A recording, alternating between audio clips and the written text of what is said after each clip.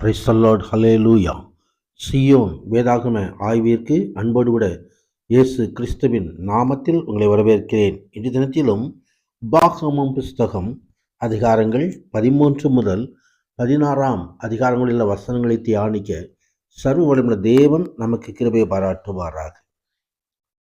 இங்கே 13வது அதிகாரத்திலே ஆண்டவருக்கும் அவருடைய வார்த்தைகளுக்கும் உண்மையாயிருப்பதும் கீழ்ப்படிவதுமே விசுவாசிகள் தேவனோடு உறவு கொண்டிருப்பதற்கு அடிப்படையான காரணங்கள். இங்கே 1 வசனம் முதல் 5 வசனம் வரைக்கும் தங்களை ஆவிக்குரியவர்கள் என்று காட்டிக்கொள்பவர்கள் மூலம் நாம் சில வேளைகளிலே தேவனோடுள்ள தம் உறவை தளர்த்தி கொடுக்கக்கூடிய சோதனைகள் வரும் என்று போதிக்கப்படுகிறது. விசுவாசிகளின் வாழ்விலே பல அனுபவங்கள் உண்டு. சில சமயங்களில் தேவனிடத்தில் உள்ள நமக்குள்ள அன்பும் அவருக்கு நம்மை அர்ப்பணித்திருக்கும் தன்மையும் அவருடைய வார்த்தைகளை நாம் விசுவாசித்து ஏற்று செயல்படுதல் ஆகியவைகளெல்லாம் தேவனால் சில சமயங்களிலே சோதிக்கப்பட்டு விடுகிறது. தேவனுக்காக உரிமை பாராட்டும் பொழுது, தேவனுக்காக வைராக்கியம் பாராட்டும் பொழுது சத்துருவானவன் அப்படி சில காரியங்களை கொண்டு வந்து சோதனைக்குள்ளாய் நடத்தி விடுவதை வேதாகமத்திலே நாம் பார்க்க முடியும். கர்த்தருடைய மகிமை உண்டாவதாக. எனவே நாம் கர்த்தருடைய பிள்ளைகள் எப்பொழுதும் எச்சரிக்கையாக இருக்க வேண்டும். கர்த்தருடைய வார்த்தைகளை எப்பொழுதும் பிடித்திருக்க வேண்டும். கள்ள தீர்க்கதரிசிகளுக்கும் போதகர்களுக்கும் எச்சரிக்கையாக இருக்க வேண்டும் என்று சொல்லி வேதம் நமக்கு கற்றுத்தருகிறது. கர்த்தருடைய மகிமை உண்டாவதாக.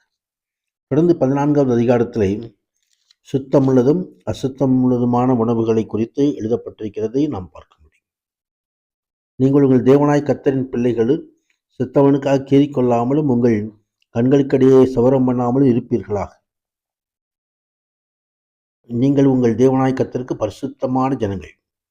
பூமியின் மீதெங்குமுள்ள எல்லா ஜனங்களிலும் உங்களையே கர்த்தர் தமக்கு சொந்த ஜனங்களாக தெரிந்து கொண்டார்.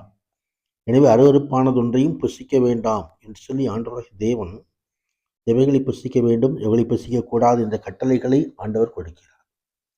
கர்த்தருடைய பிள்ளைகள் இப்பொழுதும் பரிசுத்தமானவர்கள். நான் பரிசுத்தர், நீங்களும் பரிசுத்தராயிருங்கள் என்று சொன்ன கர்த்தர். அவருக்கேற்ற முறையிலே நாம் பரிசுத்தத்தையே நாம் நாம் பின்பற்ற வேண்டும். பரிசுத்தமானதுக்கு ஏதுவானவைகளையே நமது வாழ்க்கையிலே கை கொள்ள வேண்டும்.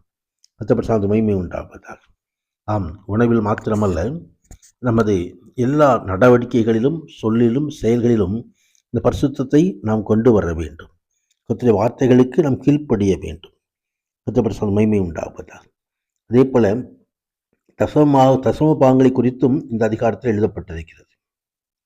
உன் தேவனாய் கர்த்தருக்கு எப்பொழுதும் பயந்திருக்கும் பழகும்படி வருஷந்தோறும் நீ விதைக்கிற விதைப்பினாலே வயலில் விளையும் எல்லா பலனிலும் தசம்பாகத்தை பிரித்து உன் தேவனாய் கர்த்தர் உன் நாமம் விளங்கும்படி தெரிந்து கொள்ளும்படி ஸ்தானத்திலே உன் தானியத்திலும் உன் திராட்சை ரசத்திலும் உன் எண்ணெயிலும் தசமபாகத்தையும் உன் ஆடு மாடுகளின் தலையீற்றுகளையும் சந்நிதியில் புசிப்பாயாக என்று ஆண்டவர் கட்டளை கொடுக்கிறார். மல்கியா 2ஆம் அதிகாரம் 5வது வசனத்திலே என் ஆலயத்தில் ஆகாரம் உண்டாகும்படி தசமபாகங்கள் எல்லாம் கொண்டு வந்து அதனாலே ஆண்டவர் தாமே ஆசீர்வதிப்பாரா என்று சொல்லி சோதிக்கும்படி ஆண்டவர் அங்கே கட்டளை கொடுக்கிறார். அது பரிசுத்த மகிமை உண்டாவதாக. ஆம், சர்வர்களுடைய ஆசீர்வாதத்தை நம் கை செய்யும் வேலைகளெல்லாம் பெற்றுக்கொள்ளும்படி நாம் அந்த தசமபாகங்களை ஆண்டவர் சமூகத்தில் ஒப்பு கொடுக்க வேண்டும். அதன் மூலமாக அங்கே பரதேசியும் திக்கற்றவனும் விதவைகளும் அங்கு போஷிக்கப்பட வேண்டும் என்று சொல்லி ஆண்டவர் விரும்புகிறார். அந்த மகிமையும் உண்டாவதாக.